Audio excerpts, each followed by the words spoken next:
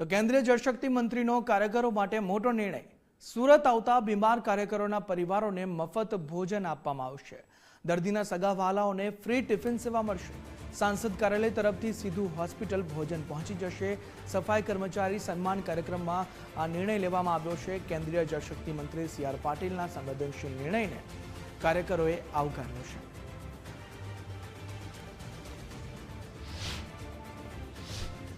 मारा अहींया रसोड़ું ચાલે છે, કાર્યકર્તાઓ આવે છે ત્યારે તો જમવાની વ્યવસ્થા હોય છે, પરંતુ મારા ધ્યાનમાં આવ્યું કે કેટલાક કાર્યકર્તાઓ અથવા એમના સગાવાળા જ્યારે બીમાર પડે છે ત્યારે સુરતની હોસ્પિટલમાં દાખલ થાય છે અને સારવાર દરમિયાન ઘણા દિવસ રહેવાનું પણ હોય છે। ઘણીવાર એવું હોય છે કે પેશન્ટને છોડીને જમવા માટે પણ જઈ શકતા નથી, તો એ મારી ઓફિસમાં જાણ કરશે તો એમના ટિફિન પણ એમની હોસ્પિટલમાં એ કહેશે ત્યાં જેટલા લોકો હશે એટલા લોકોને એ પહોંચાડવાની વ્યવસ્થા પણ આપણે ઊભી કરી છે। તો એનો પણ લાભ બધા લે। એમને ફક્ત ફોન કરવાનો છે, આવીને લઈ જાય કે જમી જાય તો સારું છે, પણ એ કહેશે ત્યાં પણ પહોંચાડવાની વ્યવસ્થા આપણે ત્યાં કરી છે, તો એનો પણ બધા લાભ લેજો।